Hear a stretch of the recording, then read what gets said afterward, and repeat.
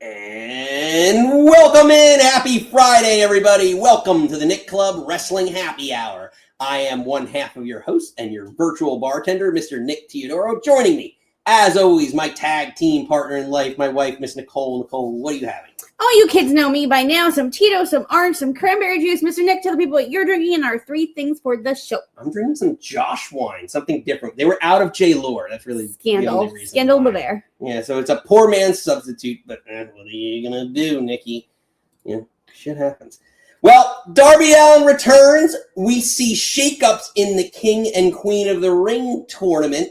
And Three's Company in the WWE title scene with Cody, Gunther, and now Sami Zayn. We're reacting to the Week in Wrestling on Friday, June 12th, 2026.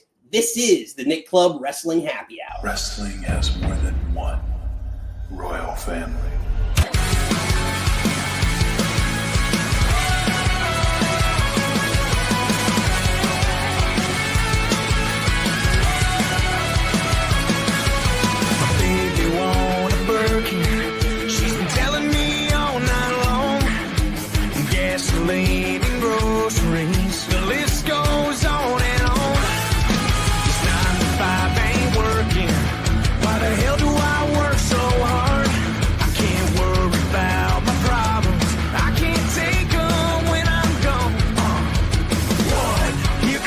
To the 3 to the 4. Tell him bring another round when he's let it go. Two stepping on the table, she don't need a dance floor. Oh my, good lord. Someone pour me up another shot of whiskey. They know me and Jack Daniels got a history. There's a party downtown near Fifth Street. Everybody at the bar getting tipsy. Everybody at the bar getting tipsy.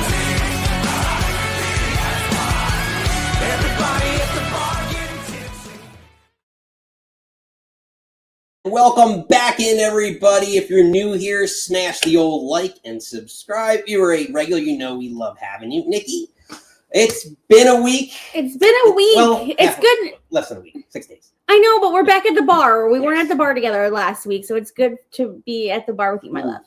I know. It's always good to be with you. The things you love with the ones you love. But, Nikki, we got a lot to get to tonight.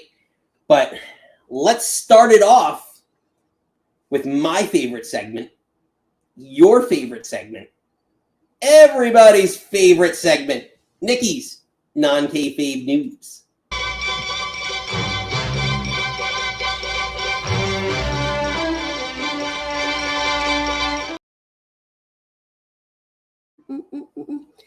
We're actually going to keep this one light this week.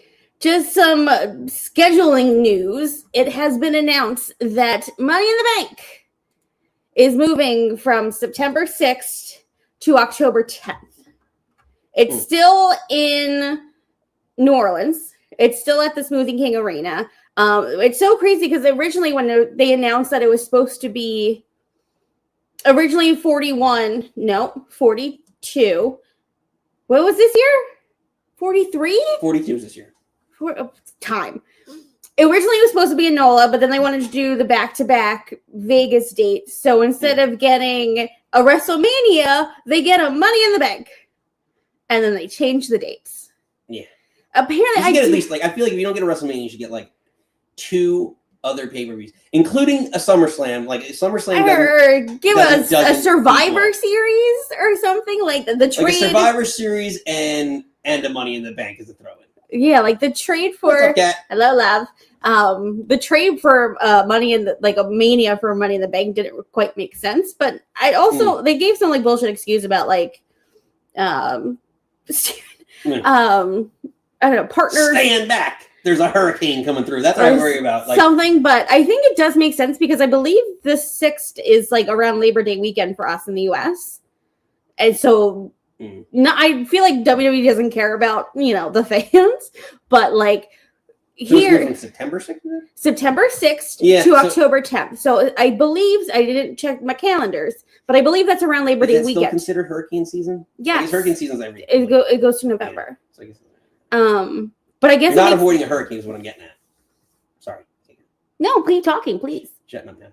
Right, no, please. I'm shutting up. Your turn. Please talk.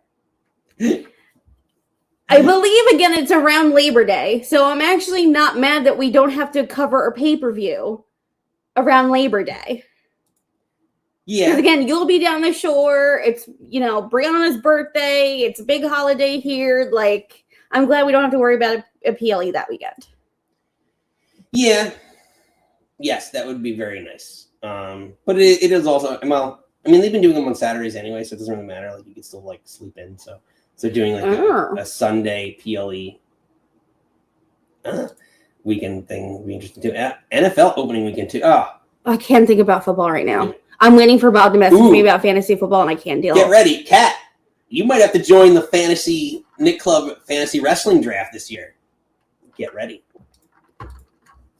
Hello, Chester. What's going on? But yeah, it's going to be interesting to see what ends up happening with Money in the Bank. I still am of the belief that Ricky Saints is winning it. Because it's in New Orleans. Yeah. It just feels so weird to have it so late in the year. Like, I feel like it's been, like, the June, July pay-per-view. And then, like, part of me is just like, is this really warranting a pay-per-view at this point? I would love to see it back on Mania, but then again, you can't have two, like, Money in the Bank ladder matches. They do a theme about everything, so I don't think that... I feel like maybe also like War Games, maybe we need to put Money in the Bank away for like a year or two. Yeah, I mean, you could. It's just a refreshing thing where like the winner's just not gonna cash in and win it. And that's what I'm thinking. You just need a fresh... Who won it last year? Maybe the person, that gets tossed around, like, remember it got defended, what was it? Kennedy? Besides, what was the woman? Because Seth won, cashed in. That was great at SummerSlam with him in the reveal. Who was a female? That year? It wasn't Tiffy. Tiffy was the year before. No, I'm blanking. Yeah. I'm like, who? Well, no, Naomi. Oh, that's right. Okay, so there are two good winners this year. Yeah. But again, I think obviously Naomi would have won it a lot. But also, like, you could do, like I was saying, like with was Anderson, Ken Kennedy, who like lost the Money in the Bank. Same thing with Otis. Yeah, like you could have the Money in the Bank winner lose more often, and then you can also have them defend it and potentially lose it. So that's another way of making. Oh, Chester, I like that because I did say like put it back on Mania, but you're 100% right. If you're doing two nights and have one on one on the other, Chester, that's brilliant. Yeah, and then you get a ladder match in. There's your ladder match. Yeah. I don't know if it just warrants its own pay-per-view. Again, I think Naomi and Seth winning this year was great. I just feel like maybe the shine's coming off it a little bit. And maybe because they both won cashed in and then were out. Like Seth was injured again. Naomi got preggers. I think you just need a good way of just keeping it fresh and writing it into storylines. Like maybe finding a way where, like I said, like just using them as an example, terrible example, but like the Vision has the briefcase and like they keep not year. Yeah, but like not freebirding around, but like kind of freebirding around. No one challenged Seth for the briefcase. He was the leader. But like make that a situation where like you have a group that you know is going to break up. That either like them all. When they're all healthy, like Bronson could cash in or Theory can cash in or like Logan. Is that what you're trying to saying? No, not like a Freebird rule. Like they all just feud with one another because they get jealous over the fact that whoever has the briefcase could be the next champion. That's less like it's a good way of, and then whoever the person is that becomes the hottest name, you put them there. I don't know, just an idea, but I'm excited. We don't have to worry about a pay-per-view on Labor Day weekend. I feel bad for New Orleans. Like here's a Mania. It's like you get Money in the Bank. But we'll see. We'll see. Nick's calling it now to see if it's Ricky Saints and Nola. So yeah. But we'll see. But we're keeping it light today, so you can hit my music. Okay, Nikki, how's it?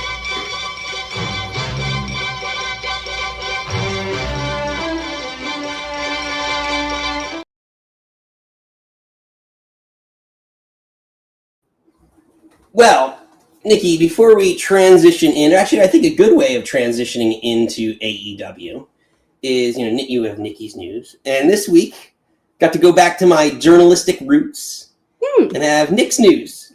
I had on our Nick Club Wrestling Happy Hour, we got to ask your infamous breakfast question to Matt Stryker, former WWE announcer, ECW, WWE, ECW, Ring of Honor he did. Oh my God. New Japan, Impact, and of course, Lucha Underground. We asked them a lot of stuff. That full interview is coming out, so make sure you get ready for that. But as we transition into AEW, I asked Matt, I was like, what are the differences between, or what do you feel are the differences between WWE and AEW, the state, and what are you seeing? And let's take a listen. They are playing they're two different radio stations. If you want classic rock, you're watching one. But if you want salsa, merengue, something that is completely not, I don't want to say not 4/4 time, but not standard to the ear, you're watching the other. But they each have elements of each other. So what AEW brings, I think, for me is, I remember being younger in my 20s, coming home from whatever it was I was doing, wink, wink, 2 a.m, and ECW was on at the time, it was MSG channel. And just my room was dark and just the blue hue of the television and these guys coming out, it gripped me because it brought me back to when I was younger. I think AEW has that. I think AEW also has that alternative. Right now, there is a mainstream and there is an alternative, and both of them present viable revenue streams. WWE presents as the mainstream. You can't argue that. AEW presents as the alternative. Cool. I think the matches are paced differently. They're produced differently. They're timed differently. The stars are presented differently. The lighting, the presentation. You watch AEW, you can see attainable and achievable people. I see representation. A lot of times, WWE, you don't kind of see those people just walking around on the street unless you're in an area where there's a lot of high-profile people. So there's a different element to the presentation. Stories are told much differently as well. The language that is used, the parlance, much different. No, that's true. So, yeah. I know. I'm so sad I was stuck in the office. And by the time I got to my car, it was over. And I was like, no, I missed it. But watching it back, it was an amazing interview. You're so good. Look at you. Getting back to our journalistic roots. I You're a know. journalist. We You're have as well, so my degree's also in journalism. that's part of the reason why we did the show. Make our skills, or utilize our skills. Also, we're just really good at talking. Shit. Fair enough. Well, Nikki, let's get into it. Let's do it. Our AEW takeaways. Let's start with it. I know it's a borderline triggering topic on the show. I don't think Ed's with us today, but He might be. He might be with us in spirit, but or I don't know. You just never know. It's like the bat signal when you mention say this person's name and he does appear. But Darby Allin, Nikki, he was put down a couple of weeks ago at Double or Nothing by the Jet Kevin Knight and his heel turn. And Nikki, yeah, looks like you're gonna hate this. Looks like he's raised a feet. How dare! Love to wrestle for stars. Dom Perignon right here seeing that the Jet was the biggest one in the back and made me his #1 asset. So that's why me and Dawn are linking up to become Jet 2 belts. And we working on my time, baby.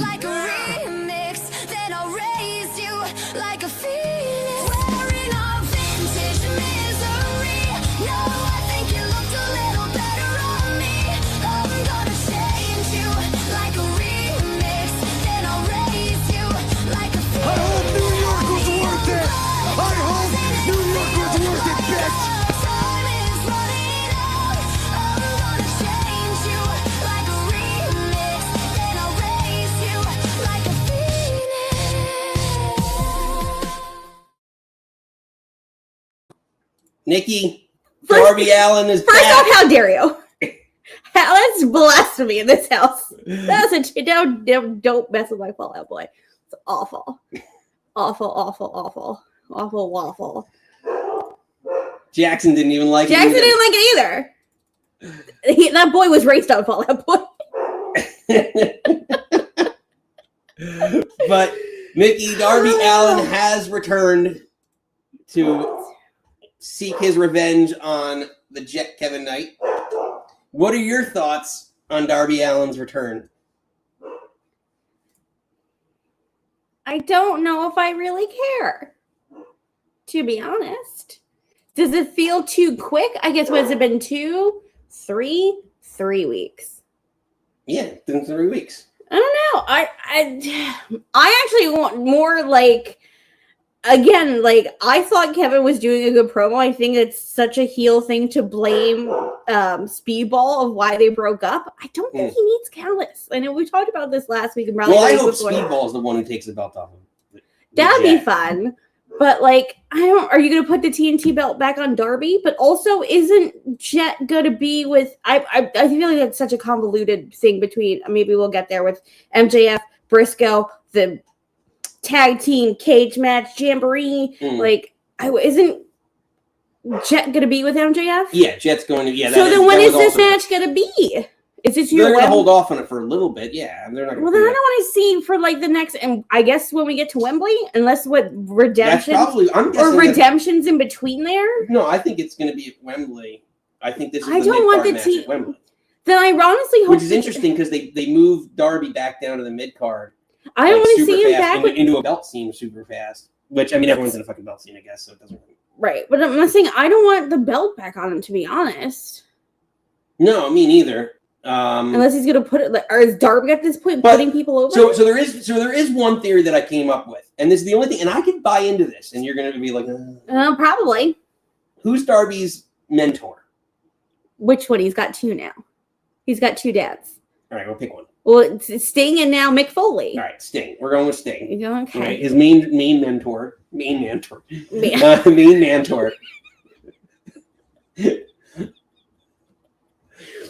Little mentor. His main mentor is Sting, right?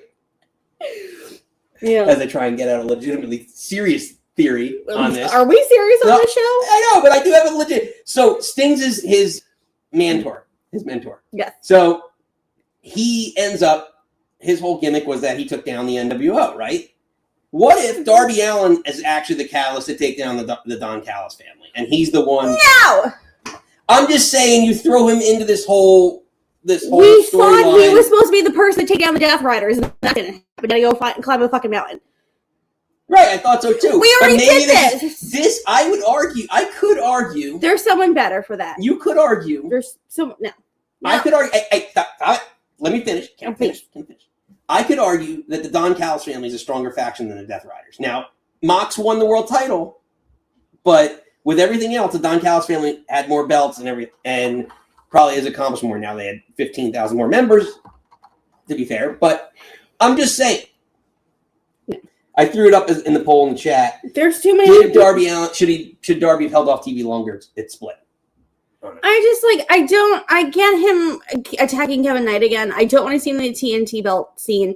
I don't think, again, I would do like Andrade to Kesha, like if you keep saying about turning Fletcher face, even though like I know I'm not all for that, but it's like I feel like there's so many other people.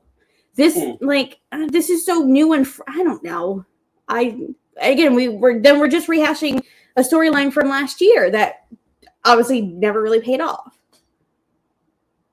Yeah, but I think you're giving it's a rehash to some extent, yes, but you're giving him a bigger notch on the scene because Don Callis' whole family has been around forever, much longer, and it's more of a history than. I don't know. I just feel like the Death Riders. Like the Death Riders, it was just about getting the world title back, not necessarily breaking up the Death Riders per se, because that's what Hangman ended up doing. He didn't break up the Death Riders; he just won the belt. So. This breaking up the Don Callis family with everything you could argue could be a bigger moment. I don't know. No, I think Darby's had his big moment. He got his run, had some fun matches. I love that he was a defending champion on all the shows. I think we can put Darby away for a little while longer. I don't want to see him with another belt. Again, I think you should probably keep this belt on Jet for a while. If you're not putting him back on Fletcher, then let Jet run. Or Jet Speed. Fly. Let him fly. He'll fly. So, what else you want to talk about on AEW? On Dynamite? Okay. I feel like I wave the flag for Pac all the time. I get he was there to make Mark legitimate because obviously he's going to go into this match with MJF and you're making him seem like he's maybe not the death match guy or the crazy guy. And he had, again, him and Briscoe had a fun match, but god damn it. They're never going to do anything with Pac, and it makes me sad all day. He's just good because he makes people look good. He has a great match. He's a guy that I hate. He's the safe pair of hands, but it makes me sad. I want him to have something, and he's not going to get something, and it makes me sad all day. He'll probably get a mid-card title at some point in time. He already had one.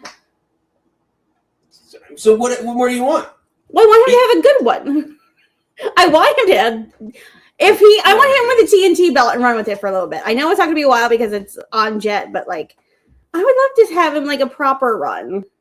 I don't know. He's just so good, and I'm sad that he's not. He's just there to make someone else look good. Which again, you need those people around, but it makes me sad because I love him. No. Sorry. And then like, I don't know. I feel like there maybe wasn't as the main event amazing. Swerve and Brody I can watch all day. But I feel like maybe this wasn't as... Was that a surprise? I don't know. No, it wasn't because I think you are going to do the callback with Ospreay and him. Well, because I definitely... As much as I would... You know how I feel about Brody King and keeping him away from the world title picture. You could argue, like, I'd be fine with him losing in the finals to this, but like, I think it make me faces and heels. You get a heel and a face in the finals, and Swerve Ospreay final is going to be. Yeah, it's gonna be great. But again, it'll be the third time. Brody still looks strong as fuck. He's still, I don't know, Brody forever. But I just feel like I liked less segments this week than I've had in previous weeks. So I feel like they've been in such a like going into Double or Nothing, then coming out of Double or Nothing. Like, I don't know. I hate it. I don't like Jericho and Tommaso. Oh, you're Tommy's mommy? I fucking hate it. I fucking hate it. Kat, we're gonna put a pin in this. I hate this so much. I liked what they've done, like with the list and everything else. With that was good, like the callbacks and everything else, and I like that. Like, I think this is a feud that no one really saw coming, and it keeps Ciampa relevant. And unlike Ricochet, I want Ciampa just to get over this whole feud. Like, I don't understand.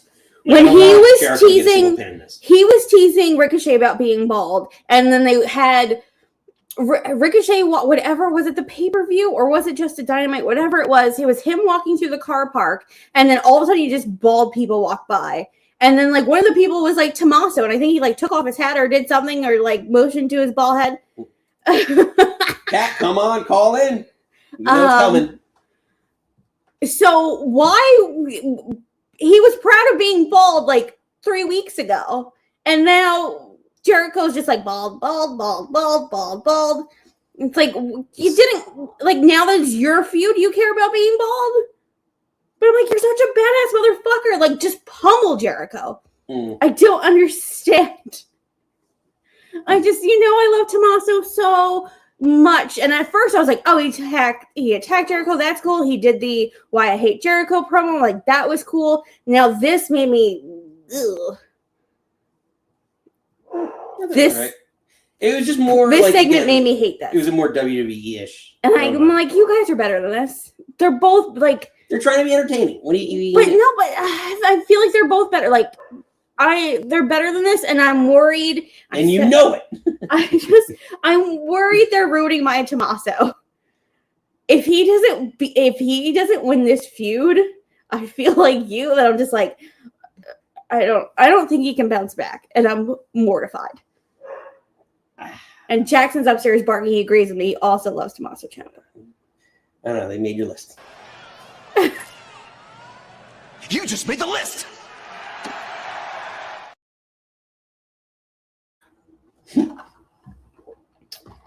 Cat. It's like Kratos from God of War. Good. Then my rant will be about this, and then you can counterpoint with you. Or you can call in the night and start with something. Give us a little appetizer. Whatever you want to do.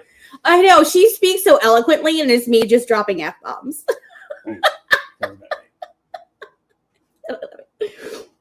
But yeah, fun. No, that was not fun. Again, I think the main event was good. I think that's Sky Blue's best match. Oh, that was another. Yeah, I thought that storyline to me. I'm just looking at. I get it. It made more sense to put Sky Blue into the semifinals or finals of that, and at least tease the idea that Sky Blue Thekla match is coming now, and maybe raise Sky Blue as a babyface again. Like to me, that's a big miss at this point. Keeping her around as we head towards the summer and Wembley, whatever you want to do with Thekla, like just at least keeping her in the periphery is. I get why they did it. I think again, Sky Blue's best match. I hope they again push your babies. I hope she can get some wins back after this. Yeah, I just to me that's. I think it was more of a for Maya. I think Maya needed it, and I think Tony knew that. I don't know if you know what happened. Yeah, I know. Kat saying Maya's heat with Athena, so it makes. I get it, but I just think again the bigger. I'm looking at the bigger storyline. Like try and build up like Sky Blue.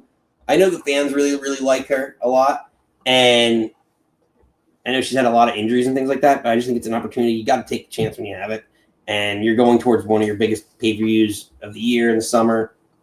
Move towards that and like at least tease that storyline. I think the problem is if you're again not maybe necessarily watching ROH too much, you don't know Maya enough. And again, our one criticism of AEW sometimes that they don't when someone from ROH comes up. And I feel like also with Shane Taylor, like I think like Ed shouted him out like 100 years ago before he kind of joined AEW. And if you don't dabble enough in ROH, I feel like some people might have thought that Mox and him was a weird match. Like why did Shane get it? Oh yeah, that. But there's also yeah. I mean, first off, it's not the Stone Temple Pilots. Scott Whalen wasn't there. I was very disappointed when I had to write down STP lays out Mox. Oh, I was like, what are you talking about? STP, Stone Temple Pilots. Shane Taylor Productions, which is, I believe, Ed's another boy. That's what I said. Yeah. Did I not just say Ed shouted out Shane Taylor like 100 years ago on this show? Anywho's, I like that group together a lot, but like I feel like I mostly am when I get to dabble in ROH, or mostly like the dark hour, Jesus, 0 hour or whatever they're called their for pre-show. Like I feel like I kind of like the other people in his group maybe a little more than Shane, but it's just like again like I don't know if they really made him like seem like a big deal, a big threat to Moxley, and it was just like, oh, it's Cincinnati versus Cleveland. Yeah, it was like Ohio versus Ohio, and I feel like they focus on that more than like maybe Shane being more of a threat, even though he's a huge fucking dude. I think they could have made him sound like a bigger threat to Mox. And I feel like the same with sort of the same thing with Shane. Like I just wish they kind of big them up a little bit more. She could have had like a promo going into it, like give them a little something. Yeah. But that's been our criticism of AEW all the time. Like, I can't watch 4,000 fucking things. Give me a little nugget. But I digress. Well, how about I give you a little nugget as we move on to WWE? Let's do it to it. A little nugget. How about we hear from Uncle Fred? This is WWE Hall of Famer Fred Ottman, and you're watching Nick Club Wrestling Happy Hour. Yeah.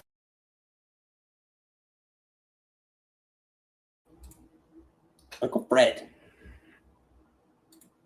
As we get ready for... I'm gonna sound terrible. What are you gonna say? Well, Steven's analogy.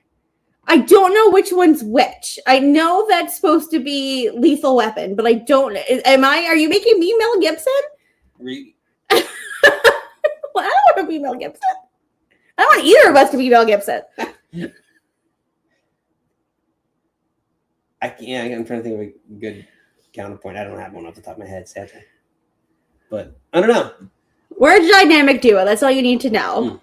3:30 Sunday, our time. Yes, much different show than what you get over here. Over here, you get drinks and music at the bar. There, you get them more debates, more hot debates, and Kat's giving out cream pies on that. Her PhD brain eloquently talks it. I'm just like, I like it. Ken, I love you. Yeah. But good stuff. But yeah. Nonetheless, Anywhoosies, back to Raw. Yeah, let's get to Monday Night Raw. And I'm going to kind of bleed this all together because let's start with a little bit of King of the Ring. Yes. Let's catch up as we have now 3/4. Yep. That's right. Math's hard. Yeah, the last two are tonight. Yeah. Ooh. Of the men's and women's bracket. But on the men's side, surprise, surprise, Dirty Dom and Javon Evans advance to the semifinals. Let's take a look back.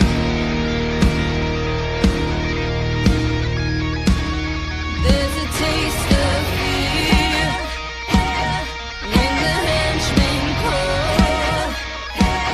Iron fists to take the land. Iron fists to claim it all. That's the king. That's the one. That's the crown.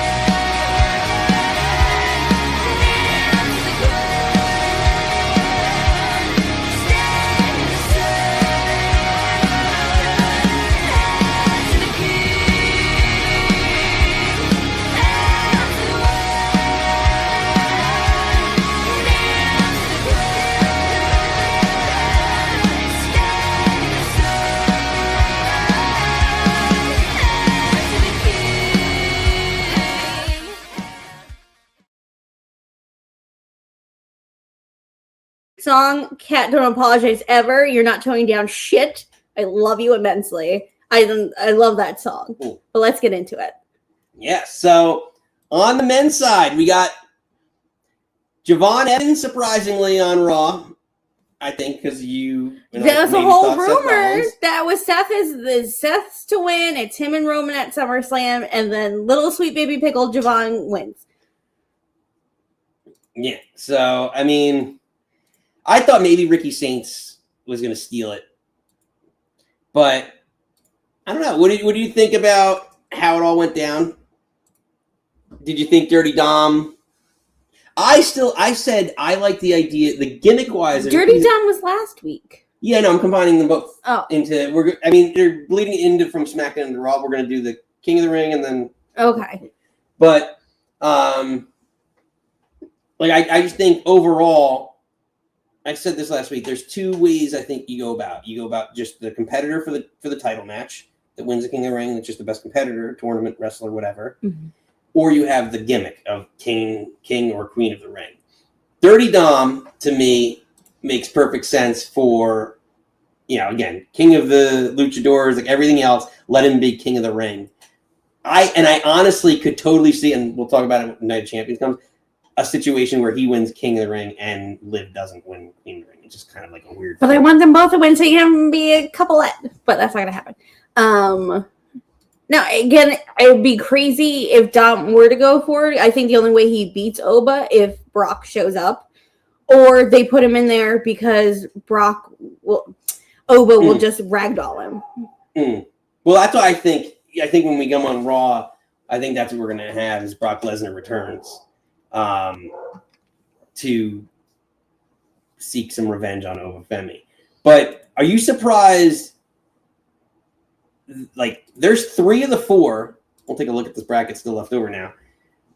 Literally, and we'll get to the women in a second. 3 of the 4, all Raw. I think I think it makes sense for tonight have Royce Keys win and have Royce and Femi be your final. Well, and have a Haas off. What's interesting about this whole scenario, right, is you look at everyone's got a feud in this storyline, like at least in the match tonight.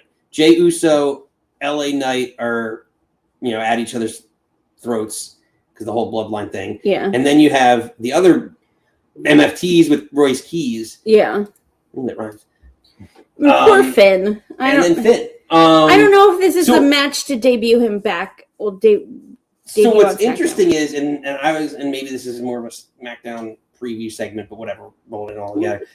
But Finn Balor, moving him to SmackDown, and now if you look at all the crap that's going on, right? You have the Bloodline feud on Raw, and now you have the MFTs going after Royce Keys, And there was also that dissension that happened.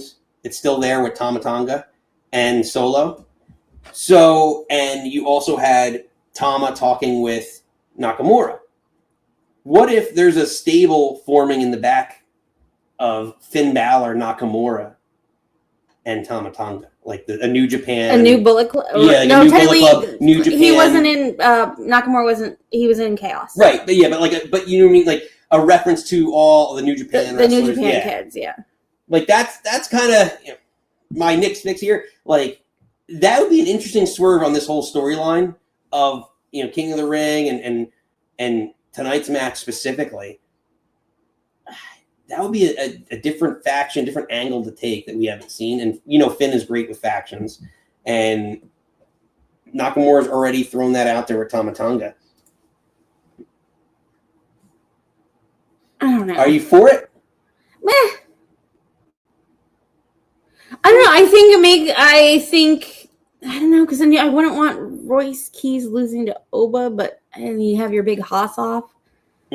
Big men slapping big beating meat. I don't know. This is an interesting one. Or do you go full baby and go Javon versus Dom?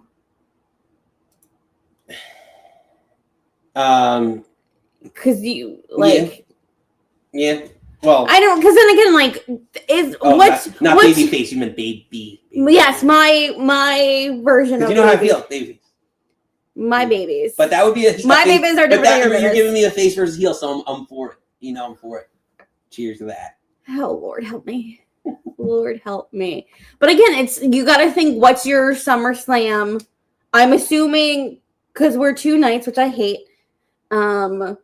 I'm assuming Cody's main eventing one, Roman's going to be the other. So whoever's winning this is going to be your main event. And I'm sorry, I don't see as much as I would love it. It's not going to be Javon. It's not going to be. I don't think it's going to be Dom. I don't think it's going to be Royce or anybody in that other bracket. Unless you're going to have Jay, you're going to concoct this whole story in the next, I guess, 2 months. He's got it. Well, because the Night of Champions is the 27th, 29th, whatever that end of the month is. Are you really to pull the trigger to do Jay Roman? Oh no. So then, no, I think they're. But then, who is going to main event a SummerSlam night with Roman Reigns? It's got to be Oba. I think it could be LA Knight.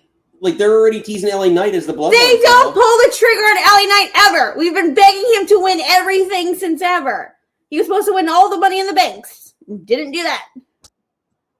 I would love it. I wouldn't be mad at it, but he's not winning. I don't know. Jay called his shot on LA Knight. I don't know. Maybe he works his way through the bloodline. I don't see them thinking LA Knight Roman is a main event. And there's no fucking. They're doing jack Maybe they shit. consider that They're doing jack shit with the women. So the women's not going to main event any night. So again, it's going to be Roman Cody. I don't think they're going to think Roman Dom or Roman Javon. And you're going to shoehorn Jay in? I don't think they think Roman LA is a main event. I don't know. Yeah, whatever. Well, you mentioned the ladies, Nikki. Let's get to the ladies. Ugh. Because the judgment... What? No, I didn't really go black because I kind of sort of like this. But still, I'm very down on the ladies. And I hate that. You know I hate that. Well, Nikki... You know who's not ladies who are not down? The Judgment Day ladies, because they advanced in the Queen of the Ring tournament. You should see me in a crowd. I'm gonna run this up and down. Watch me make them bow one by one. You should see me in a crowd. Your silence is my favorite sound. Watch me make them bow one by one.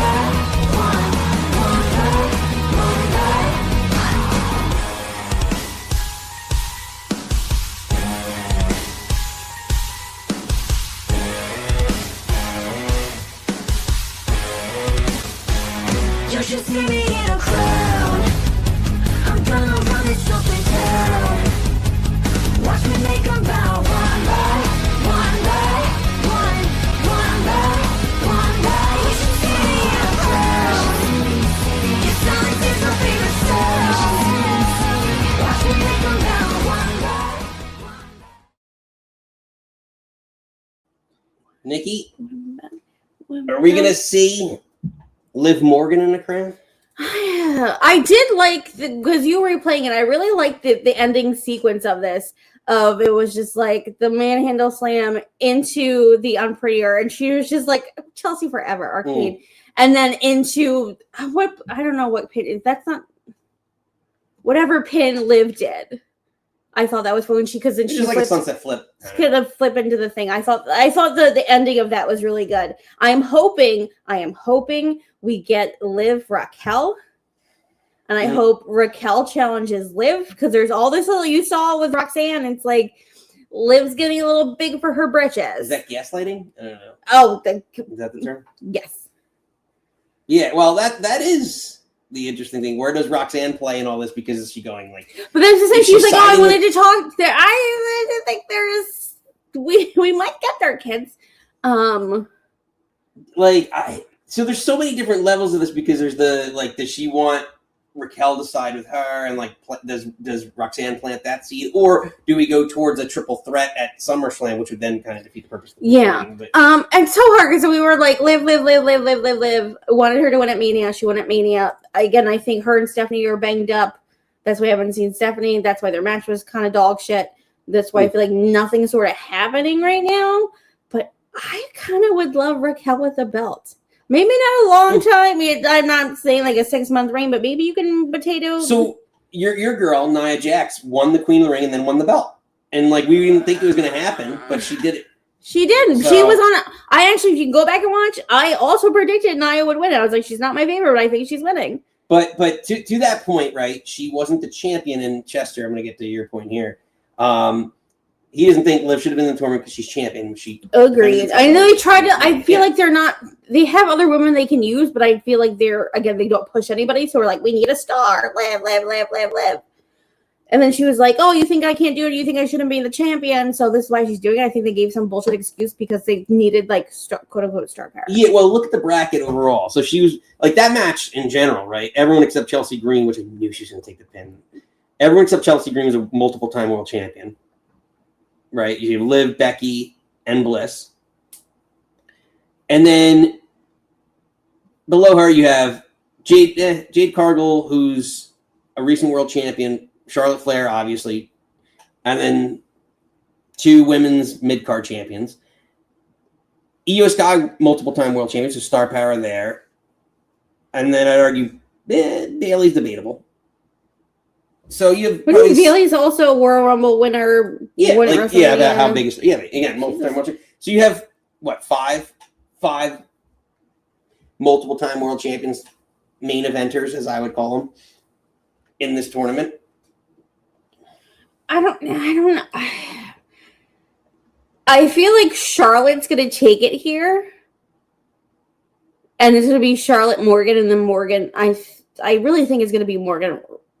Raquel. And I know Io is amazing and she can out-wrestle anybody. I really don't think she needs this. But I think like the Charlotte Flair Rhea stuff, like that's his own thing. Apparently there's the rumor it's going to be Jade Charlotte at SummerSlam regardless. So I think like have the Judgment Day stuff. You see, like we both think it's a Morgan Rodriguez final. Chester's got an interesting one. He's got an Io Charlotte final.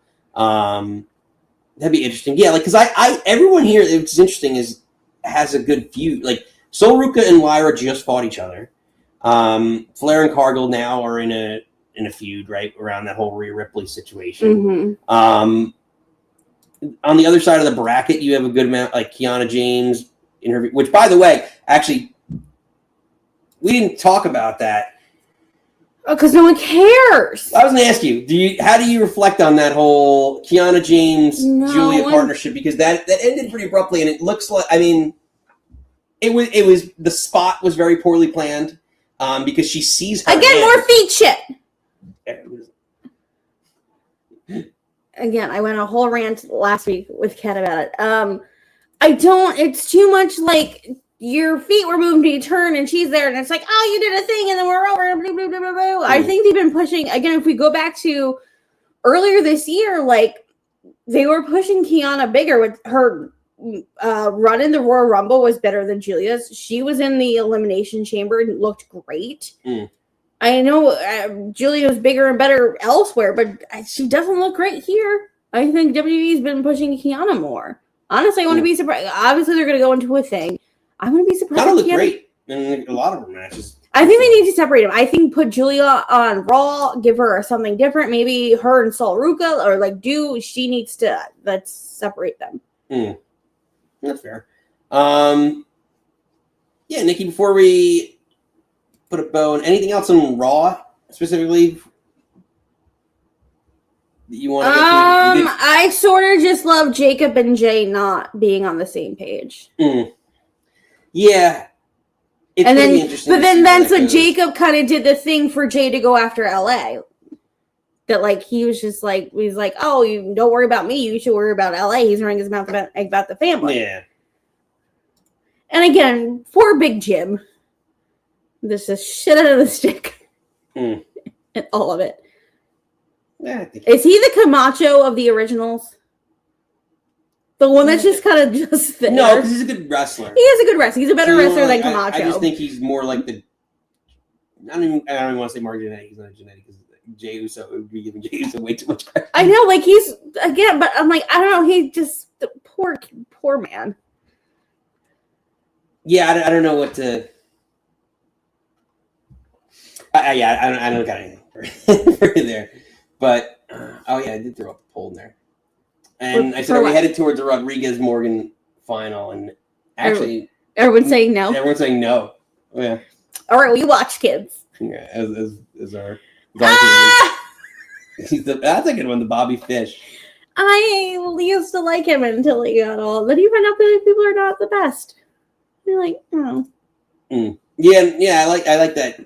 Gesture, agreed. He's only taking orders from you. From Roman, not the Usos. Yeah, and I love that there's the chink in the armor there. I didn't love that he last week, but let's not digress. Yeah. Well, Nikki, let's move on to SmackDown. Yes. Let's hear from Big E before we do so. I'm gonna sneeze. This is former WWE champion Big E, and you're watching the Nick Club Wrestling Happy Hour.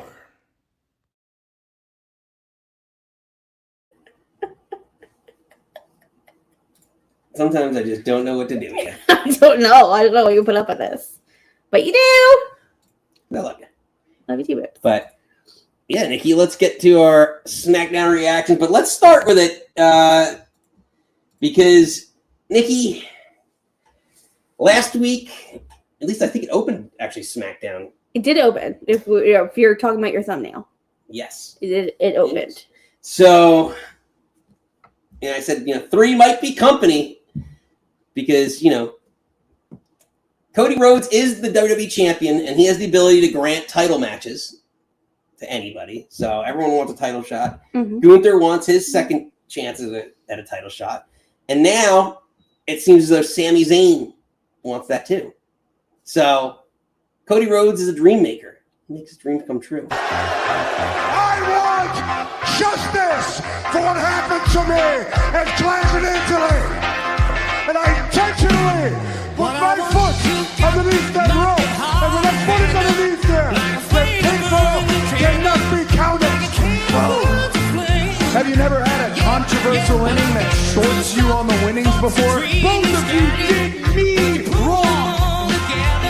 You're looking to the next threat, the next threat to your world championship. Maybe you need to realize that the biggest threat to your championship might just be looking you in the eyes right now.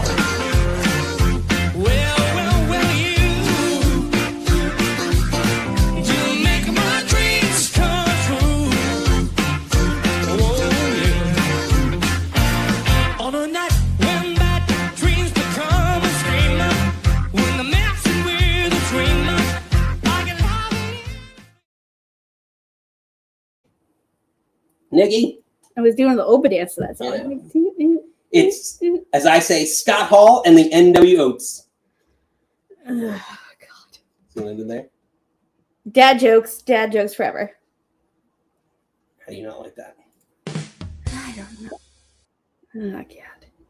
Any hoosies. So, Nikki, Three's Company. I just want someone to like. It's like this.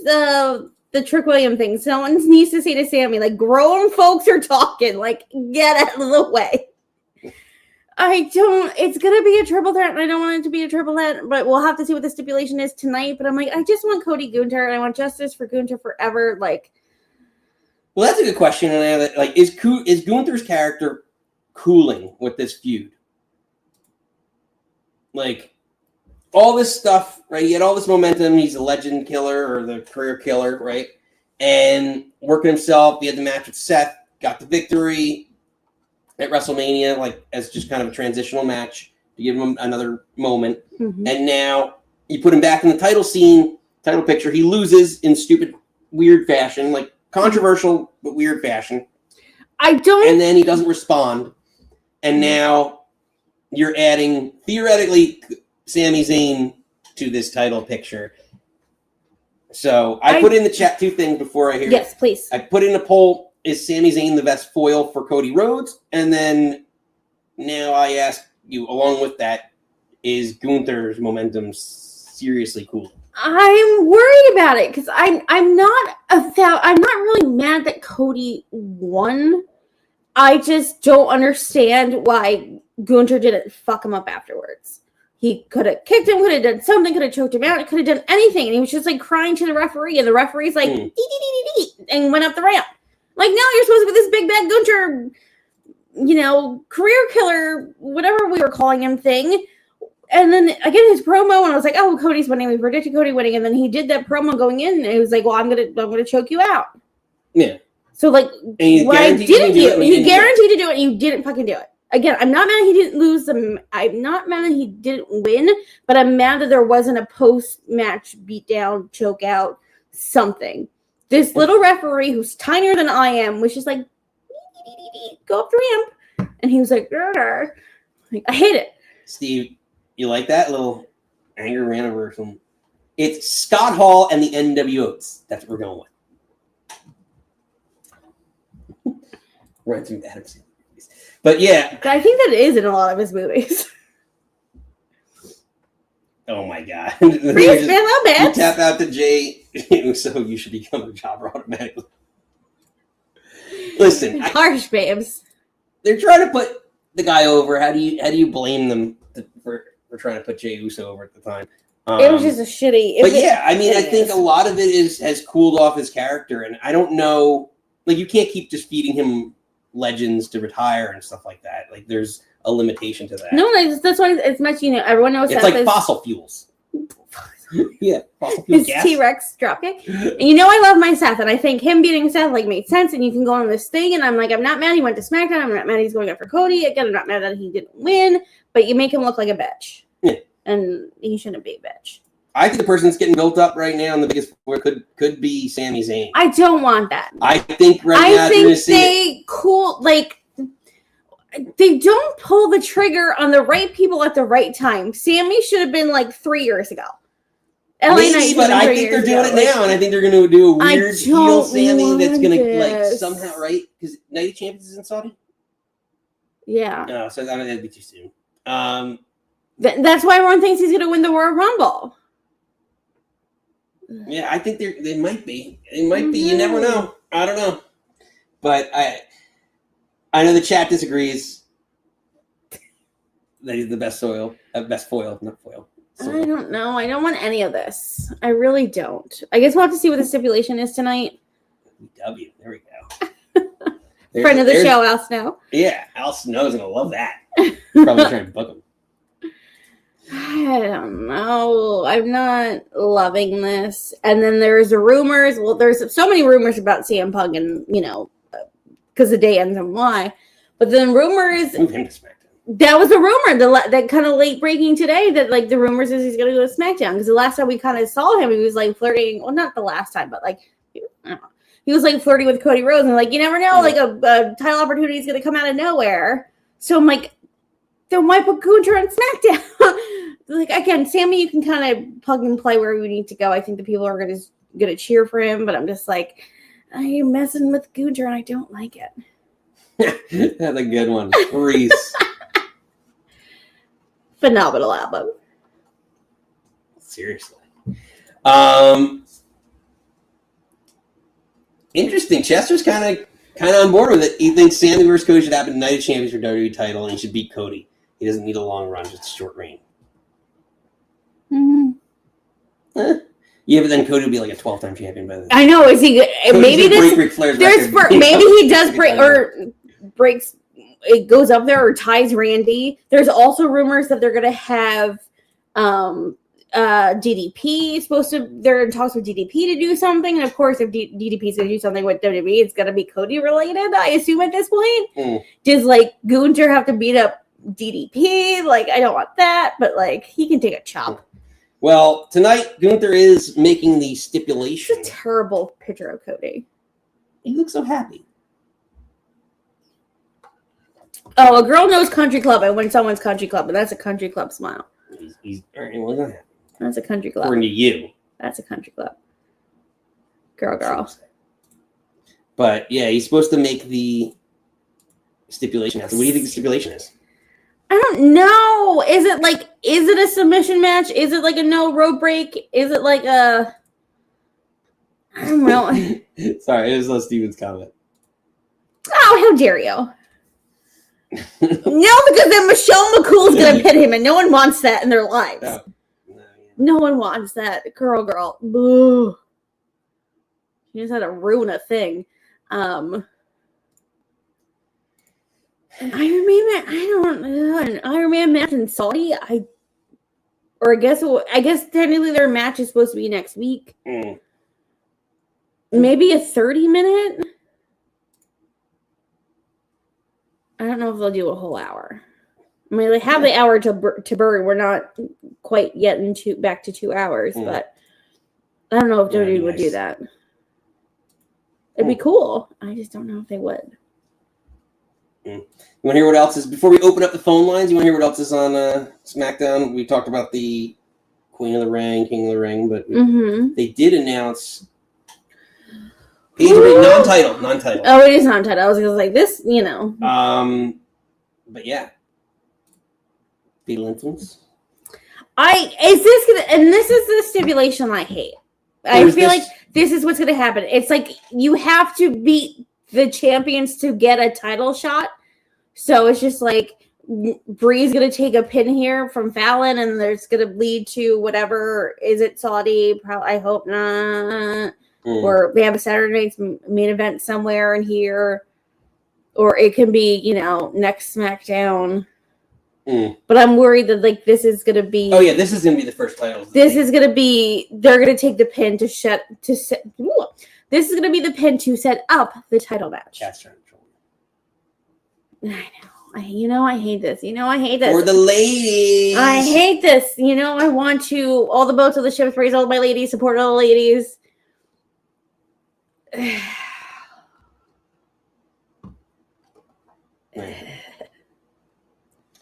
Nikki. Steven!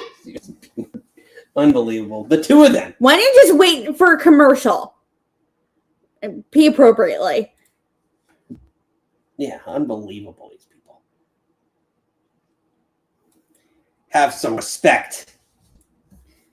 But Nikki, it is about that time. As I switch this back to a little warmer. So we open up the phone lines here. Oh God, I didn't switch us. There we go. Scandal with air. But yeah, let us know what you're drinking, what you're thinking.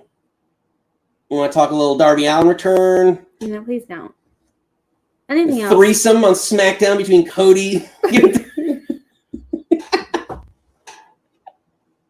the Three's Company, whatever you want to call it, Cody, Gunther, and Sami Zayn. John Ritter's dreams. Queen or King of the Ring? Anything else? Yeah. Let us know, Nikki. Johnny Gargano, because Sammy keeps talking to him. Yeah. Oh, yeah. When's he going to come out about? I don't know if it's not from Sammy, but not likely from Sami Zayn. But I don't know. He keeps he did not go over the water bottle at one time. Like he's Chi-Chi. Cat, not the threesome she wants. Girl. Well, I don't Nikki, think no one wants that. it is that time though. My Blondie, you have one job. Oh God. Sorry, before I, because you can't focus because sometimes the chat derails us. Steven always derails me. Feel too much. And then Steven making It sure. is. Macklin is free. I think Macklin's probably going to go to AEW, but anywho. But yeah, we'll see. Nikki, it is that time. My Blondie, you have one job, and it's to hit that snare.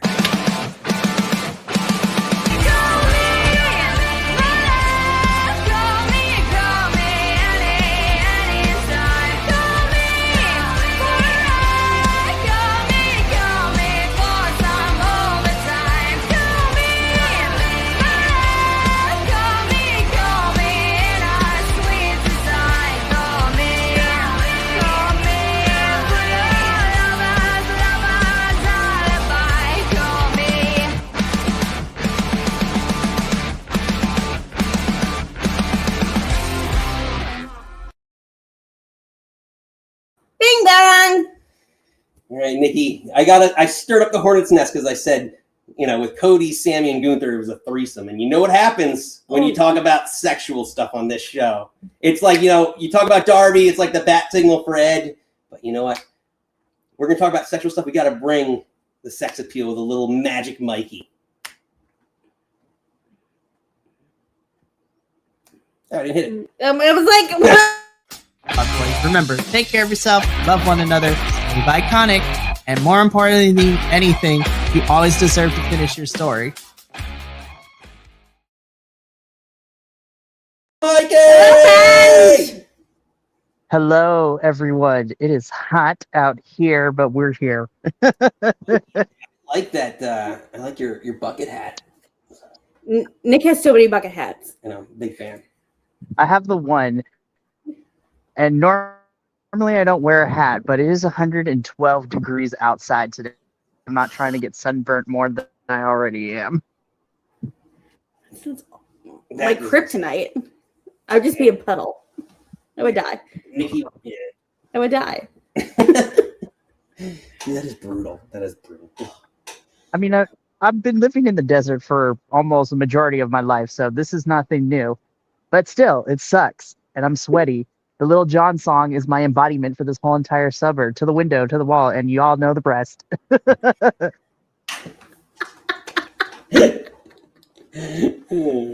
Oh Touche. my God. Oh, buddy, what are you thinking, buddy? I know you're drinking water. Yes, it's hydrate or dihydrate out here during the summer. This is less of things that have been discussed and more so I'm just like, I'm trying to figure out where WWE's mindset is half the time. I don't know. Did we lose him? So I was just like, oh no, I'm here. Hold up. Maybe. Who knows? Oh, you're back. You're back. He was back for a second. All right, hold on. We'll pull him out. 2 seconds. We'll let him. 1 Mississippi, 2 Mississippi. Hold on. Where's my... Oh gosh. Try it again. Mikey. Am I coming in okay now? Yeah. Yes, there you are. Okay. Apparently got to stay in one spot. So, minor thing. So, minor complaint. I need WWE to stop changing and adding extra things onto their summer calendar because it's already a lot. And I don't understand where their mindset is half the time, where it's like, hey, we don't want to overload the calendar. Hey, we're going to add a Sunday night's main event and push Money in the Bank once again. I'm like, damn it, WWE. I was just like, you were ruining the vibes.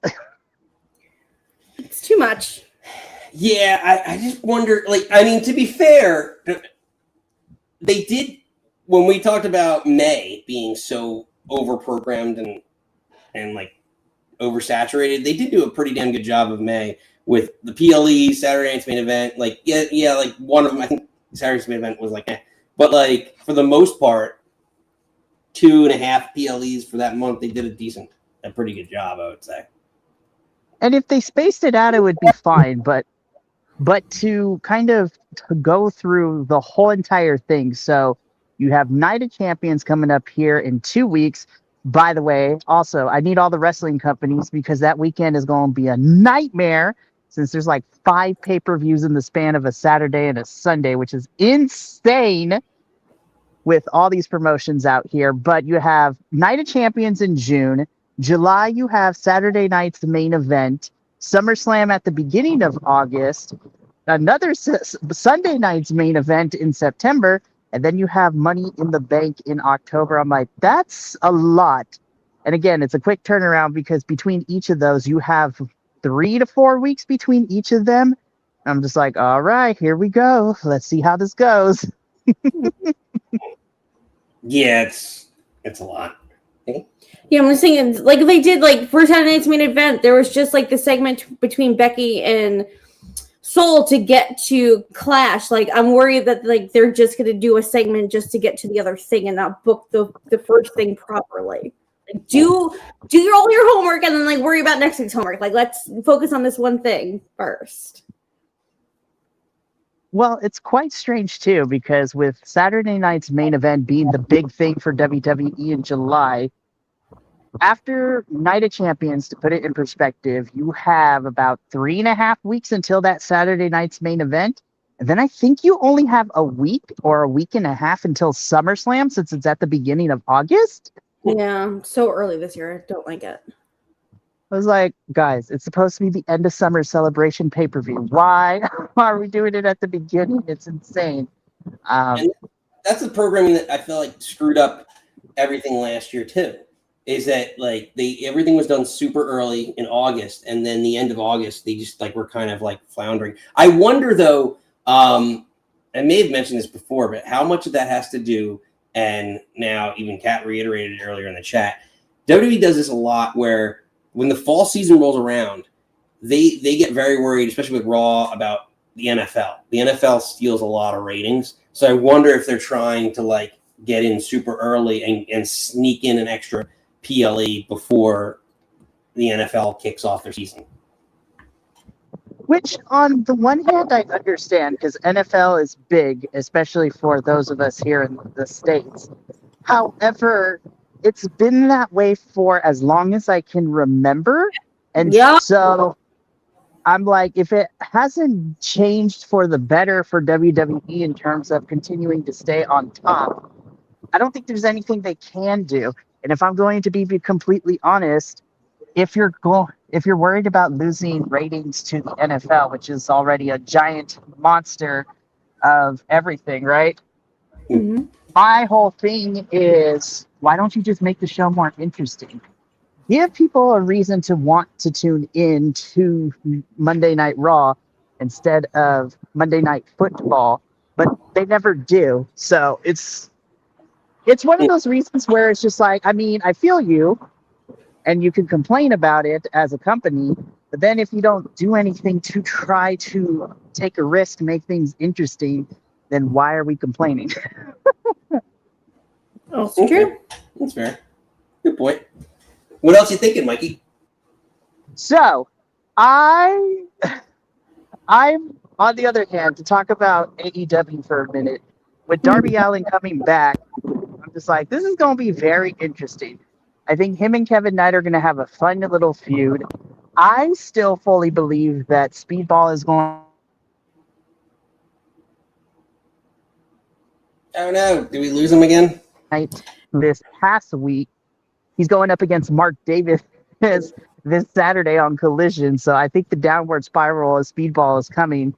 And I think we're going to get a fun little triple threat feud going between them, which I'm okay with. And I also feel the same way because Takeshita also has Okada and Fletcher roaming around as well.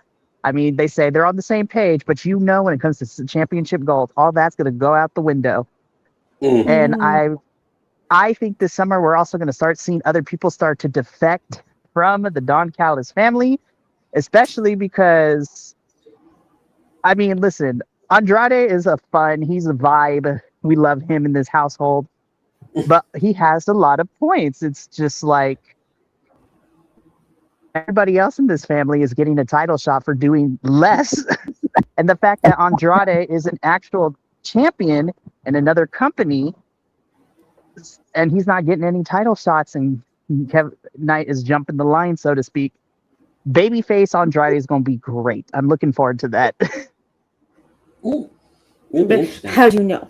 This is new thing. How do you know? No, I mean, AEW needs to make that into a shirt like now. I'm surprised it's not. Mm. Yeah, it's Seriously. Capitalize it. How do you know? So good.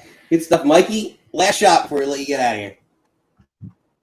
So my last shot, it is hot out here. It is 112 degrees, but the summer of wrestling is just starting. Despite me throwing WWE underneath the bus just a tiny bit, I am looking forward to the summer for all these companies, and I'm looking forward to seeing what the summer entails, and hopefully we get a really fun stuff out of it, because I think as long as these companies give us fun stuff for the summer, I'm not going to complain. Now that summer is finally here. Freedom! Thank goodness. Well done, Mikey. Pleasure as always. Catch you next time.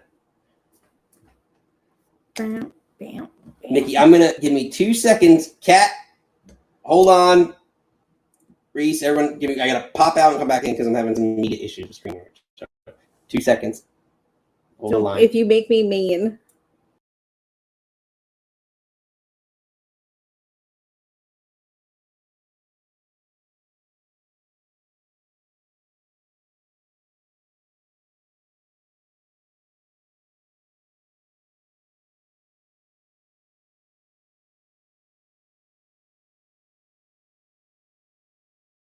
Shirts for my cat show, and I'm running out of shirts.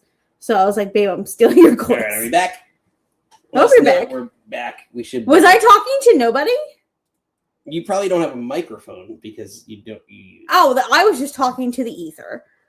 Yeah, well. Well, then everyone saw, because my mic, I guess my mic is muted, and you just saw me talking. Yeah. Well, we appreciate you for holding our bad connection. Hold the line. Love isn't always on time. Oh, oh, oh. Hold the line. Love isn't always on time. Oh, oh, oh. All right, Nikki. About time we had another lady in the chat. A lady that you know can get out of line pretty quickly. No, stop it. She's the best. Get out of Kat, here. what's up, Kat? Hello, From the chat. love. What's up, crew? What's going on? What's going on, Nothing. Kat? Just got my DoorDash. You came right before you pulled me in. Of course. Nice. Beautiful timing. Kat, what do you? Oh, I guess what are you drinking? What are you thinking? I should say. I haven't used. I'm drinking Coke right now, but it might have some rum added in a few minutes. There we go. Love it. There we go. What I'm thinking. So I want to address the issue I have seen everybody bitching about this steel cage match with MJF, with he getting 5 people and Briscoe getting 5 people. They're doing this to protect MJF because I do not think that knee is 100%, and they do not want to put him in a singles match and risk him damaging it further and having to take the title off of him yet. So therefore it makes sense. Yes. So Then if you don't put him on the show because of that injury, then everybody's going to be bitching, well, you have to have MJF on the show. So this is their way of getting him on the show and protecting him. see, this wouldn't be a problem though if Tony was a little bit more forthcoming with a lot of these injuries. I feel like he's No, MJF's been very vocal about this knee injury and how it's been swollen, and he's been sitting in bathtubs and all this other stuff. But I think it does make sense. I don't.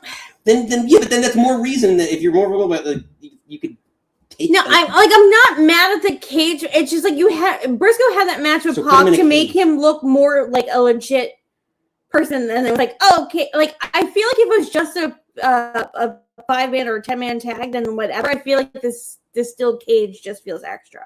Yeah, that's what I said. Reese, I agree. You know, it's like horrible cage, like protect him. Like Don't have put him in it. the cage. I feel like have the tag match to protect him because you have again. I feel like have your champion on TV, but I don't feel like you need a cage. Yeah. Yeah, like, I agree that too, but it's Mark Briscoe. I mean, he's crazy in a good way. True. Also, Nikki, have you heard? One of the items coming in the All Elite crate is the Kyle Fletcher pink sunglasses with the hangy things. Oh no! Oh man, drive me bananas. I want him to have a pink belt, but those things like that would drive me insane. Kat, do you get the Pro Wrestling Tees crates too? I don't get the pro wrestling. I just do the All Elite. Oh, I get both because I'm a crazy person. oh, so you're saying all crate the Pro Wrestling? Yeah, So yeah, we'll get that. yeah. We have boxes and boxes. I have so much shit. Since like before we were dating, I have so much stuff. I have so many damn t-shirts. I mean, like I really need to go through them and throw away some. Sames. And hoodies. The t-shirts and hoodies are like my weakness. Every time I go somewhere, I have to get a t-shirt or a hoodie from whatever place I'm at. We do the same thing. Actually, we just discovered our Bermuda hoodies that were. Oh yeah, we when we went on vacation last October, we bought hoodies in Bermuda, and they were just like in a bag and a thing, and I was like, oh, I forgot we bought these.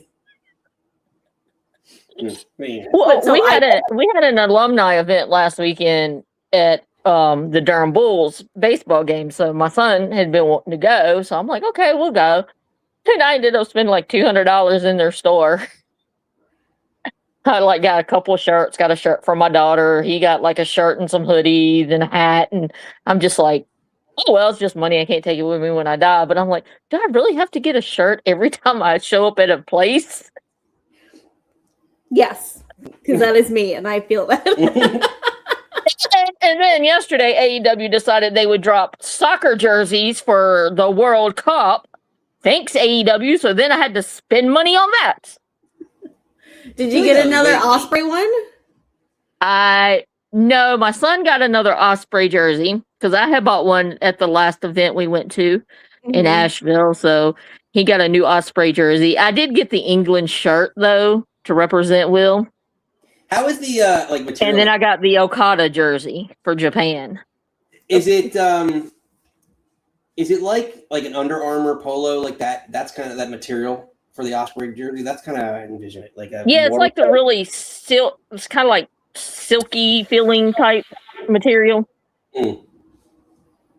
Yeah, I'm sure you're upsetting Reese with your England shirt. When does Kat not upset Reese? I know. Oh, that's true. Fair enough. So, Kat, what else you thinking? What I'm thinking. Fuck Sami Zayn. That's what I'm thinking. Fuck Sami Zayn. Why does he have to insert himself in this feud between Cody and Gunther? I hate Cody, but I think I hate Sami more.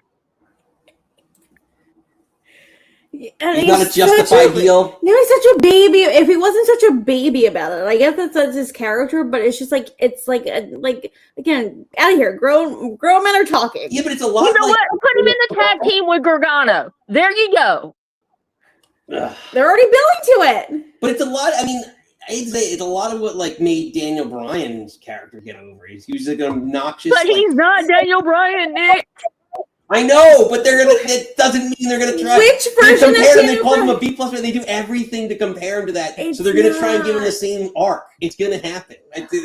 It's just you rinse and repeat sometimes with the characters. That's like In his daydreams. yeah, no, it's not gonna. I'm not saying it's never gonna achieve what Daniel Bryan did. That's lightning in a bottle. But what I'm saying is, if you get even half of that, that's still a money making run. But do we really need to see it? No.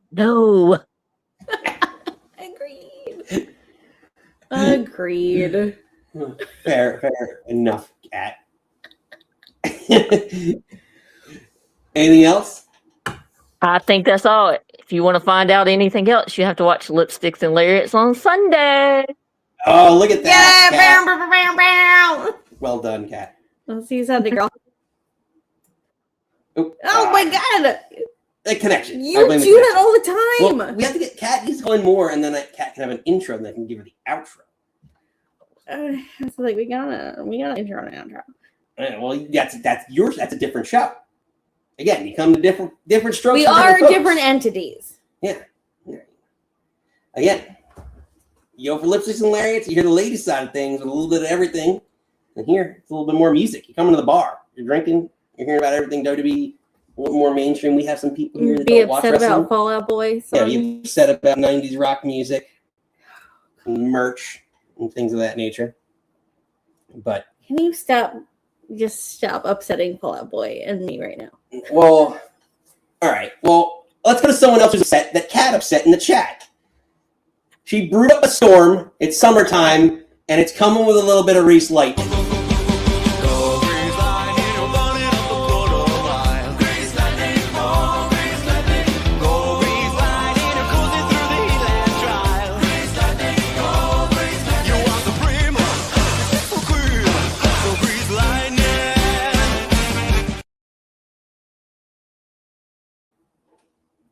Reese. Love.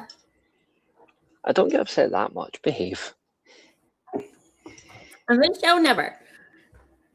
Any show. Yeah, you know what you Catherine's just an evil bitch.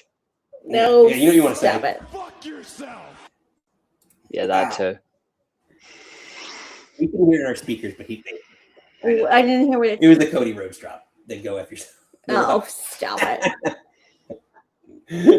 Reese, what are you thinking? You got a Pepsi? Are you ordering a Pepsi at the bar? Or is it Coke? Yeah. Oof. Nah, I've no long finished mine. I'm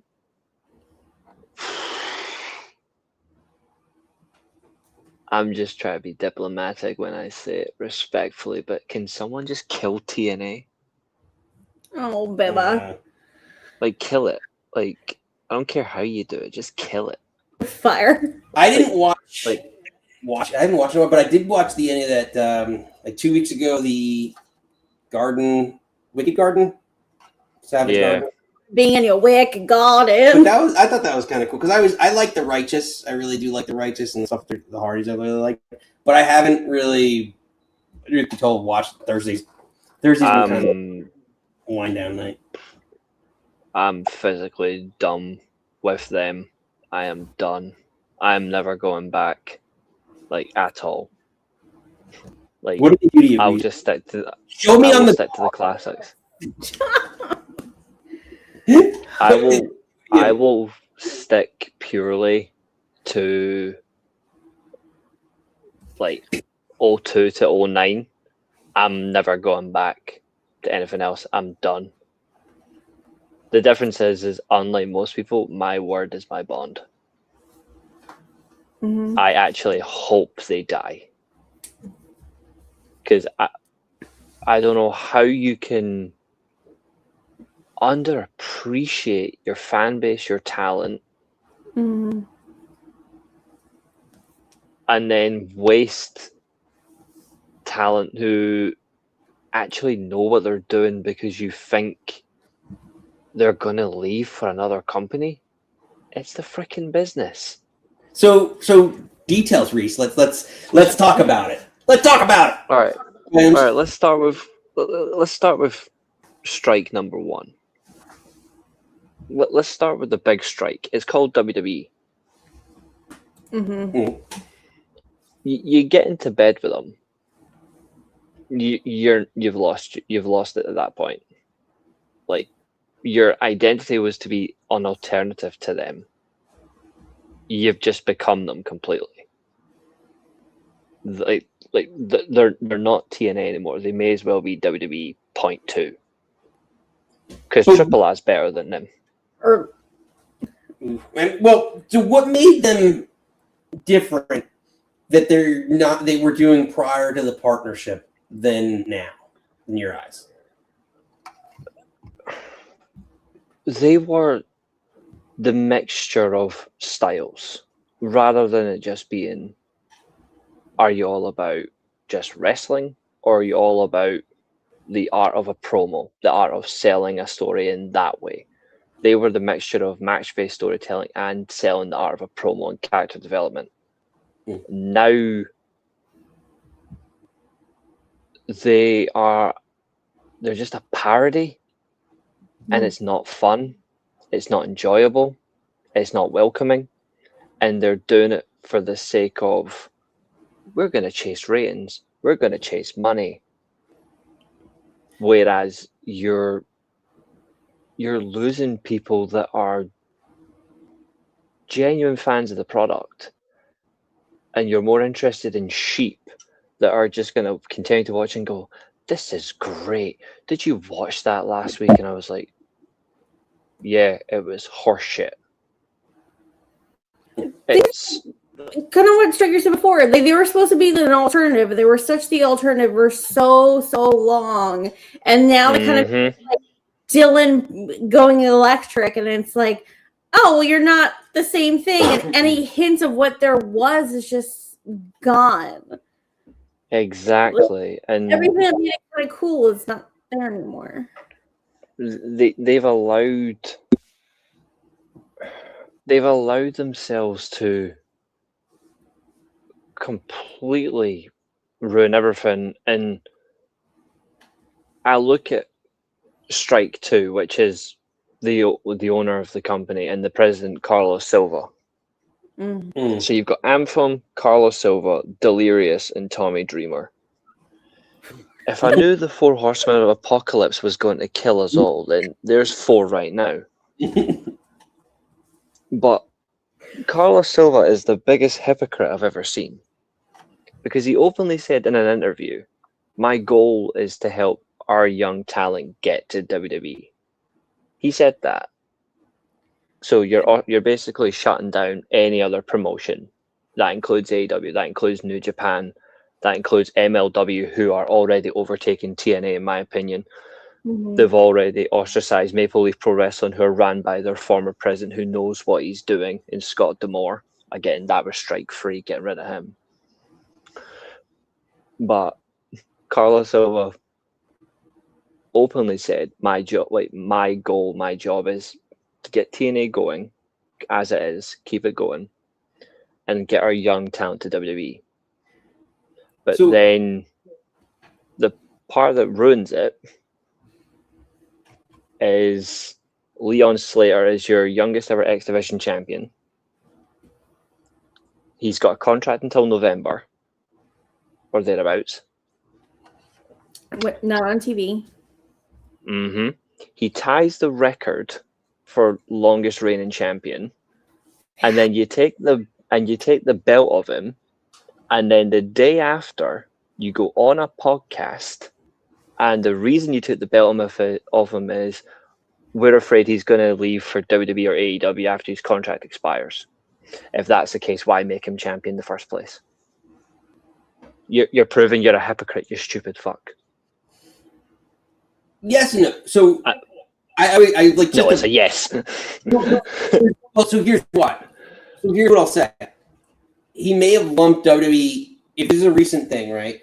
He may have lumped WWE in with AEW. I think the concern is more that he's going to AEW. But by saying he'll go to WWE or AEW, he's covering his bases that we don't want him going to a bigger promotion and losing our champion.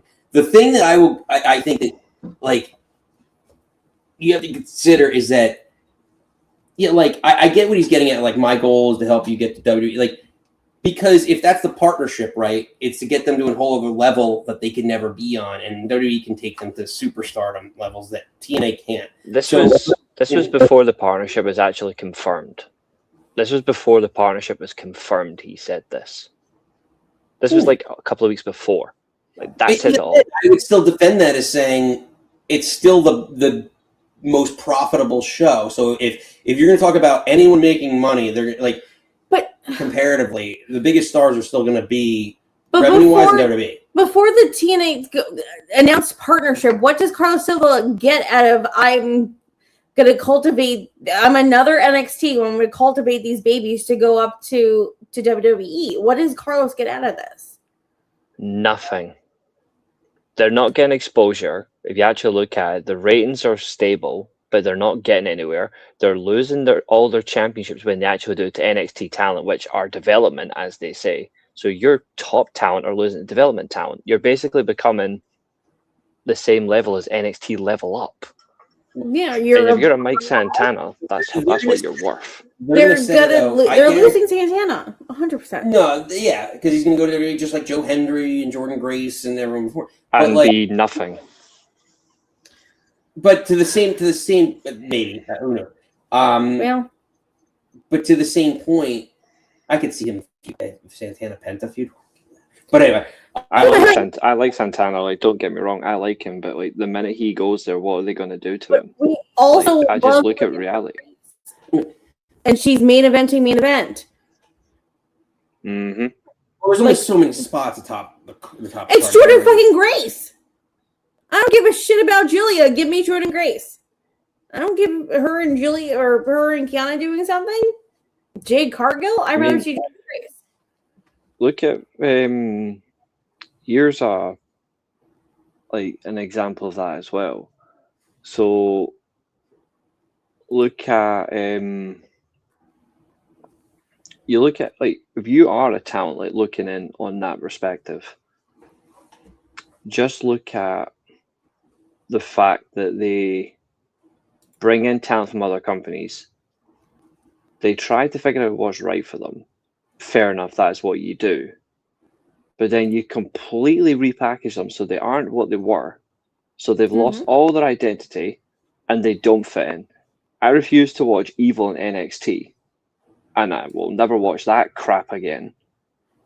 But I keep getting told every single day what he's doing. And I'm like, that's not what Evil's all about. Why are you doing this? So, and then you bring in one of the greatest tag teams of all time and you turn them into catering. Santana is going to be the exact same. The guy's good. I like Santana.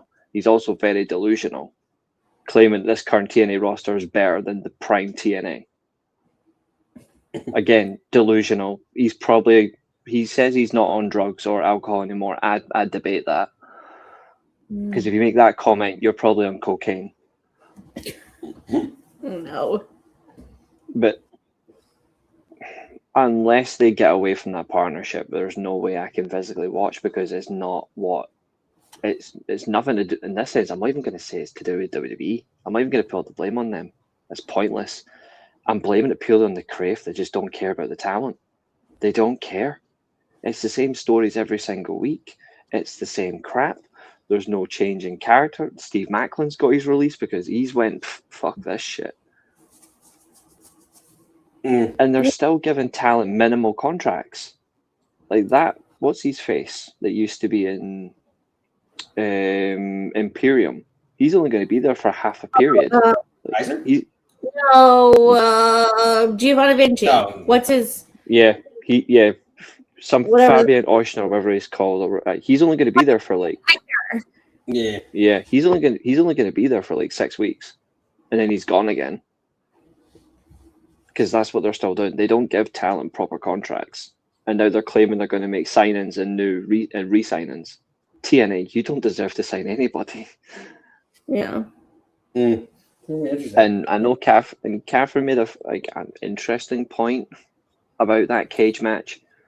No, it's not a Forbidden Door match. It's pointless because eventually Mark Briscoe, if his team does win, he's just end up just losing. You've just wasted time. Just make it a Team AEW versus Team New Japan cage match. Whoever gets the win, give them a title match against their respective champions at the next pay-per-view for their world title. End of. You don't need MJF, who's injured, to fuck up his knee, and that's him. Title's vacant. That might have been the smartest thing I heard you say. You could just put him on comms or do something. I don't. Yeah, like he could cut a promo and not be in the ring and still be there, and like, sorry crowd, he's great the on guy's comms. like, and you could do that match, and people would love it. But hey, I don't talk bad about AEW according to some people. I only talk bad about WWE. Not true. No. Unbelievable. But we're equal opportunity. Yeah, we'll shit on everybody. We'll shit on anything and everyone. Absolutely. I mean, after all, every time Catherine says grab that one sexist friend, who do you think she's talking about? Yeah, it's me because I said Denise Salcedo's a crap content creator. But again, that's true. So it's not exactly sexist. Comment. No comments. It's not. Keep watching. It's not sexist. It's not sexist. It's not sexist if it's true. No, it's hard. I want to champion them, and then, but like, I can't with her. But I only champion good content creators, and I've met Short Arse, and her voice screeches beyond anything I've ever heard. Jesus Christ, she screeches. Reese, pleasure as always. Last shot. Let's see. Ooh, last shot. Okay. Did you? Oh yeah, I got one for you. If Zilla Fatu is joining WWE, he goes top of the hate list and Roman Reigns drops to second. Like, share, and subscribe. Ciao. Bye, babes. Reese. Yeah, that's a hot button issue we didn't really talk about. I don't know enough. You probably may be closer to that than anything. I haven't heard anything he's done recently. Well, Zilla, yeah. Well, it could have been I'll look it up afterwards. I haven't really had. It's been a busy week in work, so I don't know. That's the rumors, but there's 4,000 of them doing something. Yeah, so you just never know. But always a pleasure, Reese. Love it, Babs. Oh no, that's the wrong one. I don't even know where that comes from. What? Trying to catch up. There we go. All right, Nikki. Ready for last call here? Always last call. We'll see if we can hear it. Say his name and he appears. I believe in Steven. I know the beat.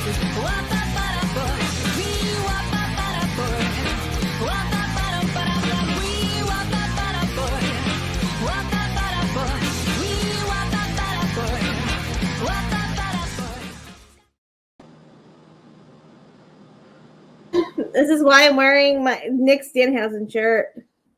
Sir. Salute. Let's go Knicks. Nick Club, which if the Knicks win, you never know. You never know what might be coming up on the Nick Club. Oh, that's a heck of a teaser, sir. They're talking shit. Yeah, there might be some merch, some Nick Club merch. Oh my God, the merch. The merch. Steven, we'll talk offline. The merch. Get ready. Oh yeah. There could be some merch. If there's one more win, there could be some Nick Club merch brewing. So we'll see. Lord have mercy. Steven! What are you drinking? What are you thinking, buddy? Reese seems unhappy.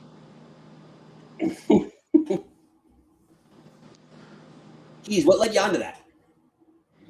I don't know. Hunch. That's fair. But just one thing. I didn't hear any solutions. I think his solution was he's going to stop watching. That was generally, I think, what I got to. I think if you're supposed to be the alternative and you're not the alternative anymore, or have none of the shades of whatever that made you fun in the first place, then it's hard to connect to what was supposed to be good. Well, I get it though. It's a different. It's probably a completely different product than what and like it's kind of like we talk about.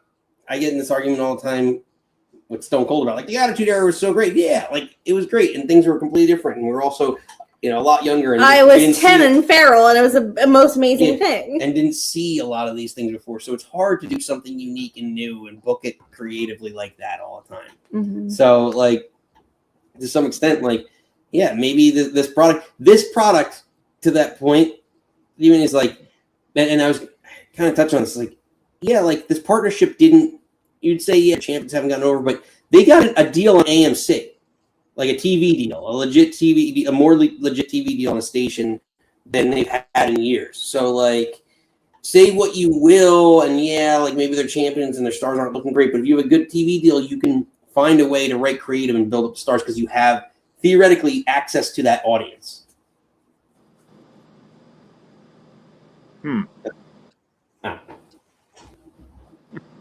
Anyway, Steve, what else you got? What you got? I should say.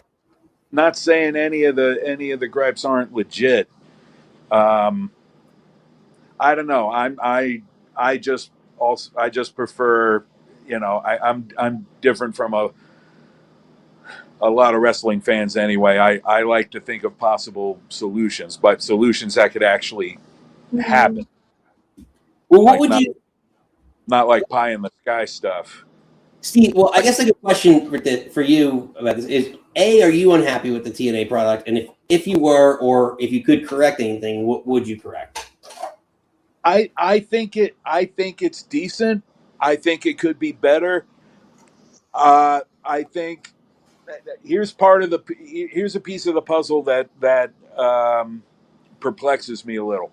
Like, yeah, Dreamer and I almost said Excalibur and Delirious probably shouldn't be head of creative anymore. Okay, well, who do you the other side of that coin is, who do you bring in? Who do you bring in that you actually have a realistic chance of getting? I would love to see D'Amore come back. That'd be great. I don't think that's happening anytime soon. So, I mean, never say never, especially in wrestling, but, let's just assume he's not an option. So who is there? And I'm not using that as an excuse for, well, there is nobody else, so you got to keep these two guys around. Like, no, there's always just because we haven't thought of an option doesn't mean there isn't any. Could someone like Nick Nemeth, who's been around the block 100 times, could he have more input and creative, maybe over something younger than a Tommy Dreamer? Is there like maybe Mustafa Ali? Can you give more? I don't want to say creative control to the wrestler, but maybe Reese St. Jarrett. But I mean, Jarrett? Yeah. Can you get Jarrett to come back? Would that be worth the possible trouble? I don't know. But maybe he look younger, like a Decker. It's certainly worth discussing. I mean, the show's been up and down. I think it's that they're finding their ground, trying to appeal. They have a bigger potential audience now, and they're trying to appeal to that larger audience to draw more eyeballs. With WWE's help, of course, but instead of the core crowd, they're trying to also appeal to more of the muggles. Yeah. So again, not that it's. I can't read that on my tiny screen. I'll have to check it later. Sorry. He knows the roster and he knows the business. Nick Nemeth knows the roster. He certainly does. Cool. I mean, I don't know. You give him a shot. I mean, put him on creative. I mean, obviously he still wants to be in ring, but have him do split duty for a little while. See what happens. What do you got to lose?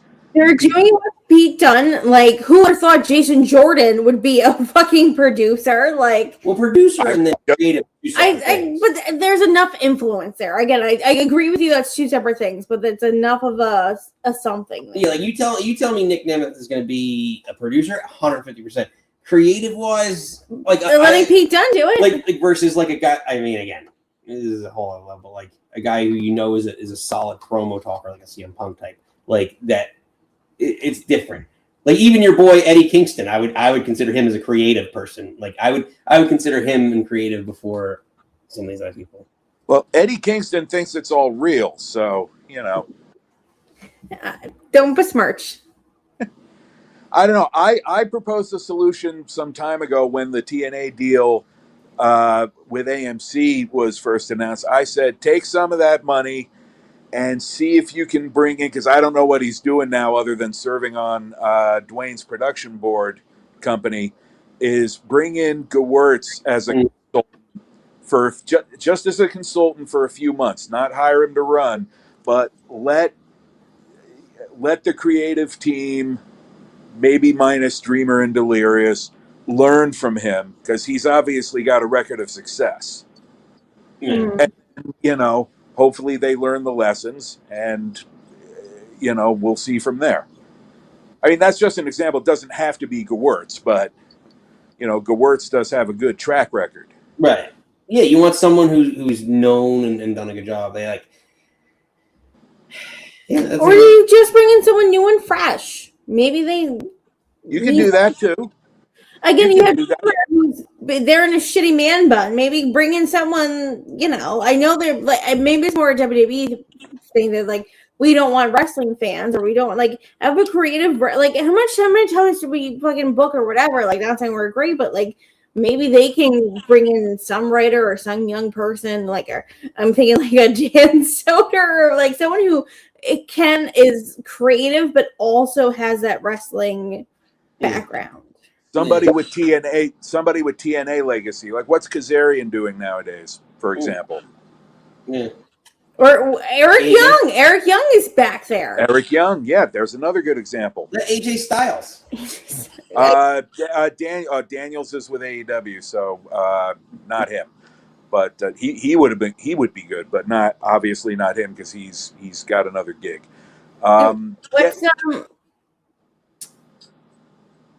You said Kazarian. No, you already said Kazarian. I said AJ Styles. Yeah, AJ Styles would be great too. I mean, you could bring him in for a little while.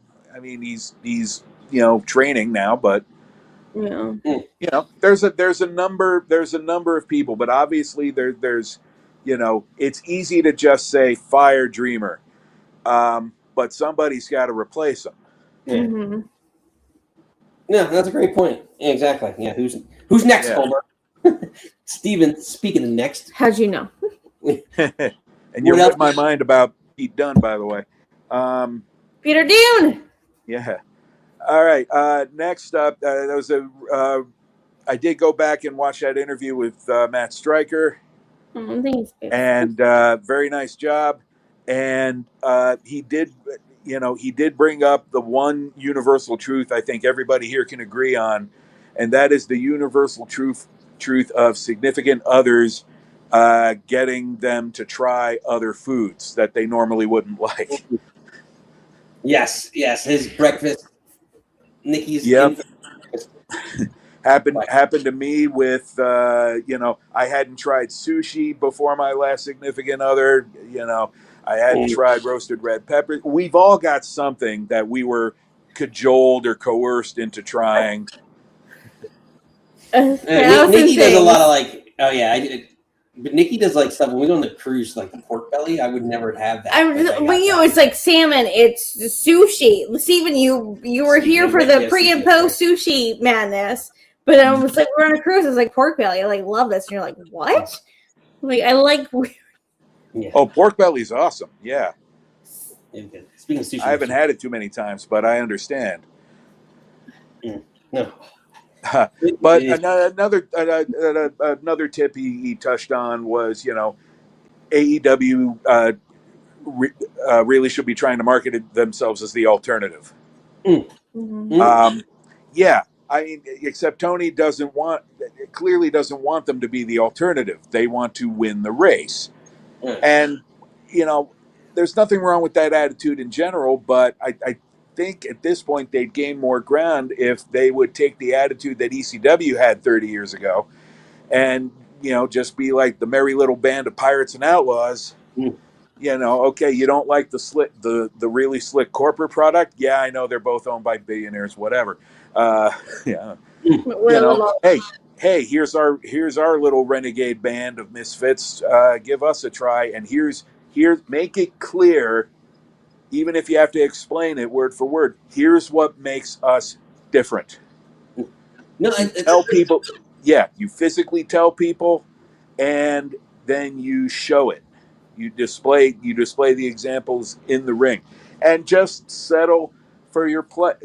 Just settle for your place instead of worrying about trying to catch NXT, which, varying degrees of success with that. But, just, here's your place. Enjoy it for a while. You're up a bit from where you were, a few months ago.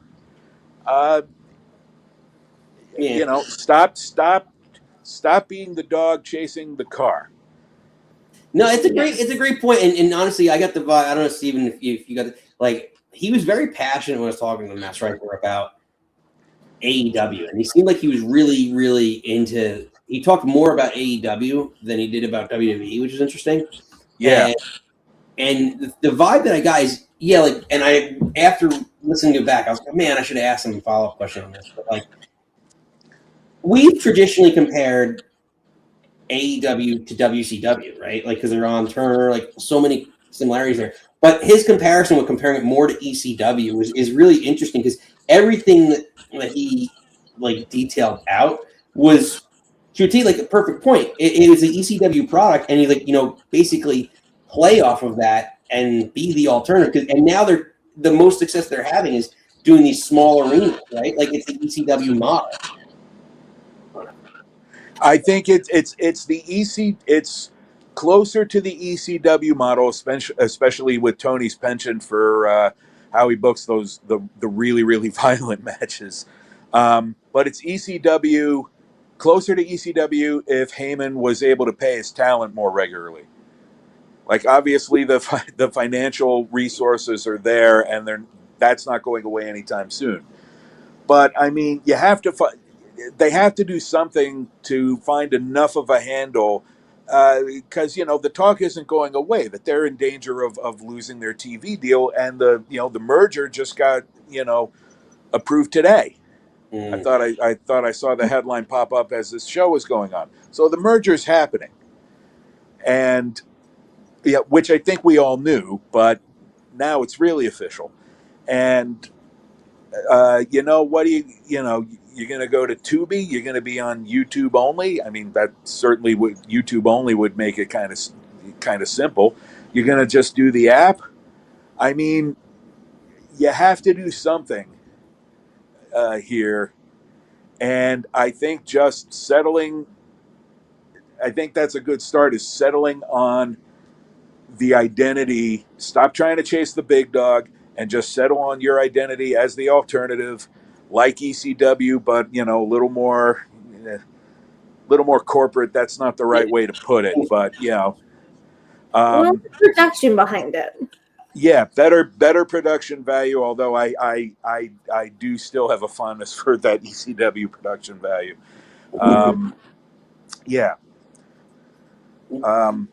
But whatever they think of, they got to think of it soon and just hope for the best. Otherwise, Tony's just running a fantasy league for himself. Yeah, that's what we worry about. Yeah. All the boats are the ships. Nikki, sorry, I was going to ask me. Steven! Did you just call Steven Nikki? No, I was looking at Nikki, and then I meant to say Steven, and then I said Nikki, and I said Steven. Well, shows where your brain is. Steven, last shot. Yeah, this one's more personal. WWE, if you're listening, you're not, so this is going to make it easier. Stop moving Money in the Bank around. I'm trying to make travel plans. You haven't put the tickets on sale yet, and you keep moving the damn date. I want to go down there to watch your show. And then, that's now a football weekend because the Saints are at home that following day. Look, it's been a hard year. All I want to do is go down there and drink rum and eat gumbo and, watch Money in the Bank and possibly a football game the next day, or if not, in the Superdome, go into a bar on Bourbon Street packed in with 500 of the closest friends and watch it all on TV. Those fans are nuts. You think New York football fans are nuts? Go down there. I'm not even joking. I mean, it's been a hard year. Give me this. Let me have this, okay? Just let me have 3 nights in New Orleans later in the year. And, it's getting closer and closer to Christmas. I'm going to freeze my nuts off. Just stop. Leave it where it is. Yeah, And make and make the tickets affordable while you're at it when you put them on sale. It's a B pay-per-view, so, yeah. We're all going to hold hands and wish, Steven, you're going to be our man on the streets. You're going in all out. You're going to be there for Running the Bank. Positive. I would love nothing more than to broadcast the next day from Felix's Oyster House to give you my report with a plate full of po' boys and red beans and rice and a glass of Hurricane. I want that for you so hard. We're all putting that in the units. Fingers crossed, because it is a pain in the ass to move travel arrangements around, because they charge you for that. Steven, I'm sorry, babes. Yeah. Well, good luck, Steven. We're pulling for you. Thank you, and go Knicks-Housens. Well done. Ladies and gentlemen, Steven. Just another great He's call. a real ring-a-ding-dong dandy. Thanks, guys.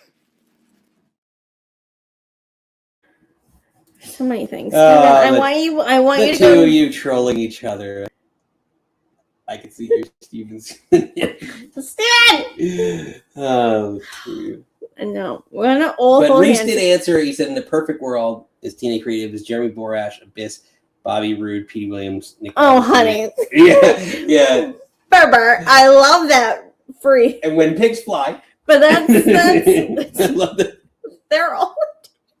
And I get it. Those are all OGs of TNA that they let go and WWE cobbled up, but like that's like Borash is doing his thing, and like apparently Bobby Roode's supposed to be the next Michael Hayes. Abyss is crying in a corner because Again, that's why it's a perfect world, right? Abyss is crying somewhere because the wrestler didn't do the spot. LA Knight. And he hates these. Unbelievable. But Nikki, it is almost that time for SmackDown. We are 1 minute out. We actually got in before SmackDown if we do this the right way. If we're not gonna. Yeah, we never do. But let's let our not so head of creative, Stephanie McMahon, with this one, take us out. We come from all over the world, from different backgrounds, ethnicities, beliefs, capabilities, and ideologies. And what brings us together is this shared passion for what happens in that ring. The one place where we control our own destiny, where our differences are our strengths, where we ride or die with the characters we love and the stories that give us hope. The stories that make us human. Because at the end of the day, we're all the same. And all we have is each other.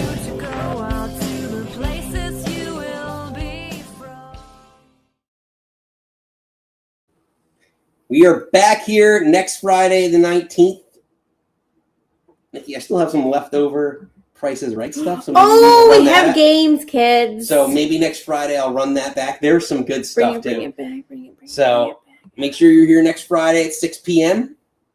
But until then, you do not have to go home. But you can't stay here.